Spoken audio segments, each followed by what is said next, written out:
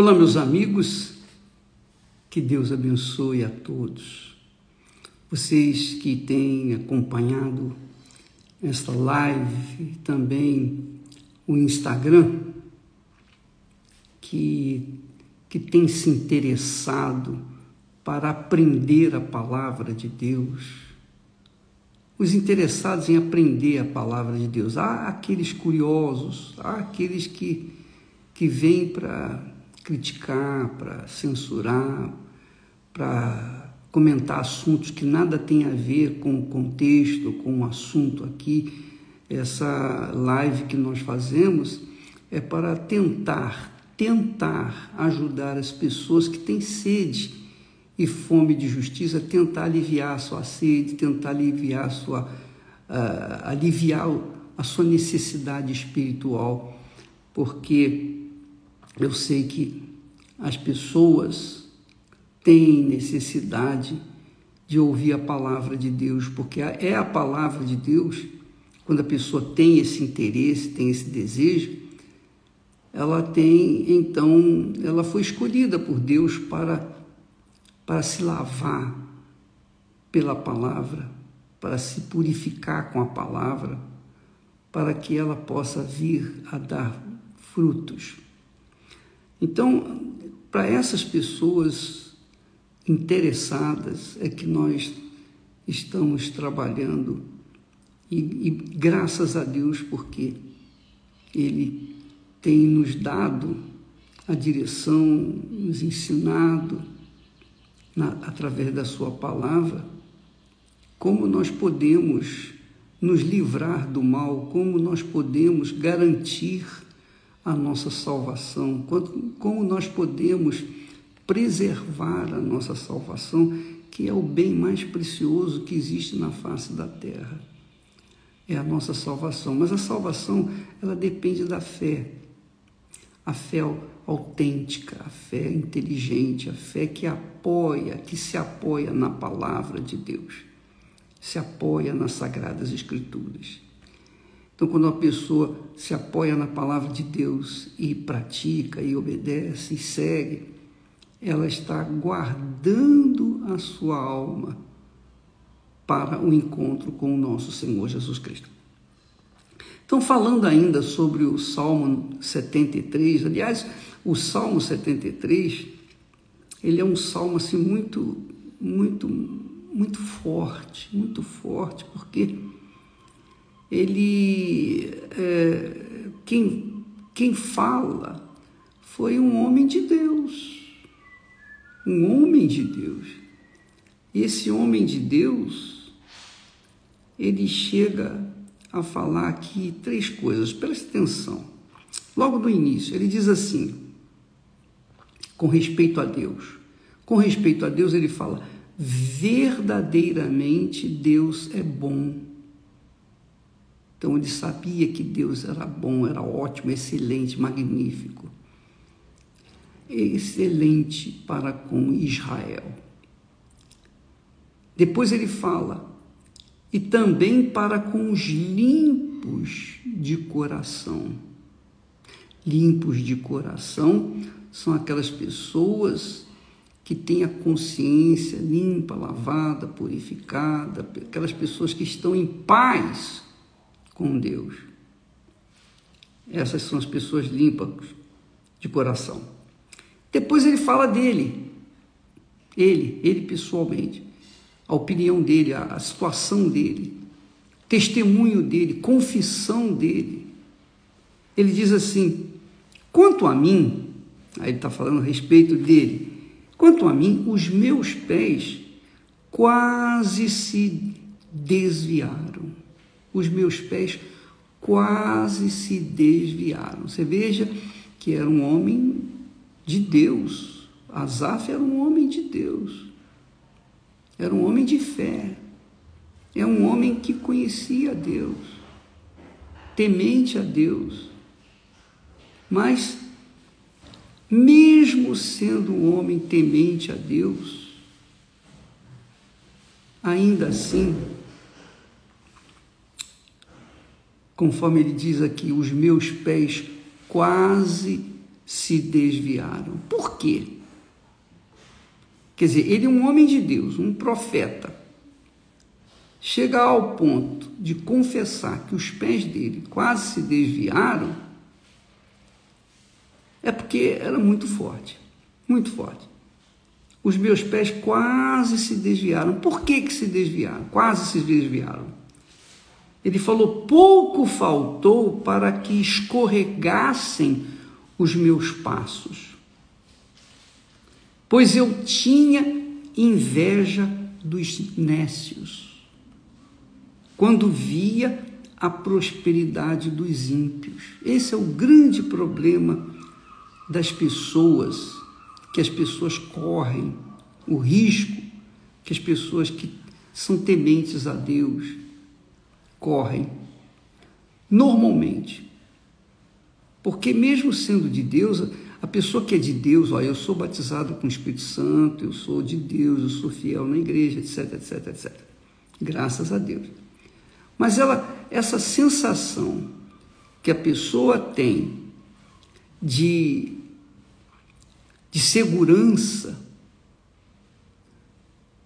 e porque elas não cuidam, não guardam, não ficam atentas com respeito à sua própria vida, à sua salvação, guardando a sua vida, vigiando. Então, aquelas pessoas que por acaso, têm o Espírito Santo, são tementes a Deus, são de Deus, mas estão vivendo ou vivenciando problemas de situações de miséria, problemas de desemprego, problemas de saúde, por exemplo, problemas seculares. Normalmente, a pessoa fica se indagando, por que isso? Por que, poxa, eu sirvo a Deus, por que eu estou assim? Poxa, se eu sou uma serva de Deus, por que o meu marido me deixou? Se eu sou um servo de Deus, a minha mulher me abandonou. Se eu sou um servo de Deus, por que eu estou doente? Se eu sou um servo de Deus, por que eu estou desempregado? O que está acontecendo? Será que Deus esqueceu de mim? Será que eu estou perdido? Eu estou sozinho? Então, o diabo trabalha nisso. O diabo, ele faz assim, preste atenção, ele sopra pensamentos para com os que estão seguros, firmes na rocha. Ele tentou Jesus, ele tentou o próprio Senhor Jesus. Não vai tentar também os profetas, os homens de Deus, os servos de Deus? Não vai tentar? Claro que vai. Por isso Jesus disse, vigiai e orai. Primeiro vigiar, depois orar. Então, essa é a situação de muitos crentes no Senhor Jesus que se deixam levar. Poxa, o diabo chega e sopra, olha, poxa, você é de Deus, você é uma pessoa correta, você é uma pessoa íntegra, você é uma pessoa boa, você é uma pessoa honesta, você é uma pessoa isso, você... Então, o diabo pega pessoas próximas para usarem esse artifício. Olha, você é de Deus, por que está acontecendo isso? É o diabo que está soprando isso. O diabo está se incitando você a avaliar a sua vida, pesar a sua vida, pesar a sua situação, pesar os problemas que você está enfrentando e a sua fé, e a sua fidelidade na igreja, por exemplo. Então o diabo fica vomitando tudo que ele pode para incitar o ser de Deus, aquela pessoa que tem temor para com Deus, contra Deus, que ele fez com Jó. E é aí que muita gente cai, Porque muitas pessoas ficam preocupadas. Ah, por que isso? Por que aquilo? Por que eu estou sofrendo assim? Poxa, mas eu sou servo de Deus, eu tenho paz, eu vivo em paz com Deus, eu vivo em paz com a minha consciência. Poxa, Deus é comigo, eu sei que é comigo. Se o meu irmão está prosperando, se o outro está enriquecendo, isso é problema dele com Deus. Se Deus achou por bem deixá-lo enriquecer, amém. Eu não tenho nada com isso, o problema é dele. A minha salvação é minha, é pessoal, é individual, eu tenho que cuidar de mim. Claro que se eu puder ajudar aqueles que estão caídos, eu vou fazê-lo, mas eu não vou ficar com olho grande, olho gordo, inveja daqueles que estão prosperando, que estão enriquecendo e que às vezes são até pessoas ruins, más, perversas, nocivas. Eu não tenho nada com isso. E eu, a título de exemplo, na minha juventude, depois que eu tive meu encontro com Deus, eu cuidava da minha salvação. Permanentemente, eu cuidava de mim, do que eu queria dar para Deus, o que eu poderia oferecer para Deus, como eu poderia salvar outras pessoas, como eu poderia ser útil para Deus. Se eu via um pastor, um bispo caído, prostrado, com problemas, se havia problemas dentro da igreja, eu via na igreja que eu comecei, tinha muitos problemas, mas eu não queria saber dos problemas deles, o problema deles é para eles resolverem, eu não tinha nada com isso, não tinha nada a ver, mas há muitas pessoas crentes que mostram que o coração não está limpo. Por quê? Porque carregam aquela malícia, carregam aquele espírito de malícia, de ficar querendo, e também bisbilhoteira, fofoqueira. Isso mesmo, pessoas que ficam com aquela vontade de saber o que está acontecendo na vida do outro, o que está fazendo, o que não está fazendo. Essa intenção é maligna, isso é iniquidade. Então, as pessoas que têm essa curiosidade de saber o que está acontecendo na vida dos outros, essas pessoas o diabo conhece. Se elas são de Deus, o diabo vai tentar levá-las a escorregar na fé. Porque vai sacudir e dizer, ó, tá vendo? Fulana ganha dinheiro, Beltrano, olha, tem amante, tem isso, tem aqui, ó, a pessoa, mas ela está prosperando, ele tem dinheiro. Como se dissesse assim, e o teu Deus? Aonde está que não ajuda você? Você não é tão fiel a ele? Quer dizer, esse tipo de pessoa, com certeza, sempre existiu. Existiu no ministério do próprio Senhor Jesus. Porque você lembra de Marta e Maria? Marta e Maria é um exemplo maravilhoso. Quando Jesus chegou à casa delas, e Marta começou a querer arrumar as coisas, limpar e cuidar dos convidados, muitos convidados, ela muito preocupada em apresentar uma casa limpa, etc. E já Maria não, Maria quedava-se aos pés de Jesus. Ela queria ouvir o Senhor Jesus. Ela não estava preocupada com o exterior, mas ela estava preocupada com o seu interior. E é essa a situação que nós estamos falando. Marta não, preocupada com muitas coisas. Jesus então disse que aí ela veio reclamar com o Senhor, olha só, ela veio reclamar, Senhor, poxa, não te importas que a minha irmã estivesse parada aí, sentada aos teus pés, e eu estivesse a servir todo mundo? Poxa, peraí, isso é injustiça. Aí vem aquela palavra injustiça. Os maus estão sempre clamando apontando as injustiças. Os maus sempre falam das injustiças. O diabo sempre faz mostrar às pessoas que ela está sendo injustiçada. E é isso, porque a pessoa ficou olhando para outra. Maria estava olhando para si. Marta estava olhando ao redor, estava olhando o seu exterior. E de repente, você que está me assistindo agora, tenha ou esteja cometendo esse grave erro na sua vida. Você é fiel a Deus, mas você fica olhando para os outros.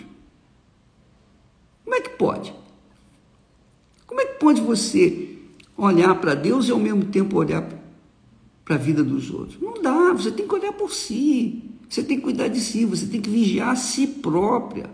A sua salvação, minha amiga, meu amigo, é a coisa mais preciosa. Nós falamos, são quase 8 bilhões de seres humanos. Quantas pessoas são salvas nesse mundo? Eu vou dizer para você com sinceridade, no meu prognóstico, eu não creio que tenha nem 10% de salvos neste mundo. E, poxa, isso é muito pessimista. Não é pessimista, não, é que eu vejo na igreja, nas igrejas. Eu tenho visto isso pelo mundo afora. Nós temos recebido crentes de outras igrejas, outras denominações, mas pessoas caídas, pastores, pessoas, reverendos. São tantos os caídos, tantos os prostrados. Quando chegam para mim com as suas situações, vêm contar, eu fico pensando, meu Deus, como é que está triste a sua igreja? Como é que a igreja está, no geral, está caída? Por quê? Porque os membros da igreja estão olhando para os outros. Imagine se a mão direita ficasse olhando para a mão esquerda. Imagine se no meu corpo houvesse esses maus olhos da mão esquerda olhando para a mão direita e vice-versa. Imagine se o meu pé direito, minha perna direita, achasse que estava trabalhando mais do que a perna esquerda. Não dá. Você não pode ficar olhando para os outros, minha amiga. Se você tem que olhar para os outros no sentido bom de querer salvar, ajudar, levar uma palavra, aí sim. Mas no sentido de guardar a sua própria vida, guardar a sua salvação, ela é tão preciosa, tão preciosa, tão preciosa, que Jesus disse, são poucos os que são salvos, são poucos. Ele falou que a porta é estreita, caminho apertado. Então, veja como é a situação. São poucos os que entram, são poucos os que entram. Jesus disse isso. E o profeta Asaf, ele disse, os meus pés quase se desviaram. Pouco faltou para que escorregassem os meus passos, pois eu tinha inveja. Olha só, por que ele quase escorregou? E quantos estão caídos por causa da inveja? Pois ele confessou, eu tinha inveja dos nécios, quando via a prosperidade dos ímpios. E dizia mais, eles não têm apertos na morte, eles têm os melhores médicos, a melhor assistência, mas eles são incrédulos. Ele diz, não há apertos na sua morte, quer dizer, na morte dos ímpios, mas está firme a sua força. Ele pensava assim, a força física. E ele diz, não se acham em trabalhos como outros homens, nem são afligidos como os outros homens. Por isso, a soberba os cerca como um colar. Eles vestem-se de violência como adorno. Sabe aquelas pessoas que gostam de confessar os seus feitos maus? Os bandidos têm essa mania de confessar. Quão cruéis foram eles na morte de várias pessoas, inimigos, adversários, etc. Então, muitas pessoas carregam essa luxúria, esse orgulho de serem maus, perversos e aparentemente estarem bem. Os olhos deles, continua o profeta, estão inchados de gordura. Inchados de gordura. Eles têm mais do que o coração podia desejar. Quer dizer, ele fala aqui, ele relata aqui a vida do ímpio, do rico, daqueles que fazem o mal, aqueles que são contra Deus e ainda prosperam, e ainda vivem uma vida boa. E ele achava, poxa, isso não é justo. Em outras palavras, ele está dizendo, não é justo. Eu sou fiel a ti, eu sou uma pessoa que não faço mal a ninguém, eu sou uma pessoa que tenho estado fiel, leal à minha fé, mas eu tenho inveja deles, porque eles têm tudo do melhor e eu tenho tudo do pior. Não, minha amiga, não pense assim. Nunca, jamais, em tempo algum, porque isso é cruel. Você não sabe o que os ricos passam. A riqueza do rico, diz a Bíblia, não o deixa dormir, não o deixa em paz. Você sabia disso? As riquezas dos ricos não os deixam em paz. Não os deixam em paz.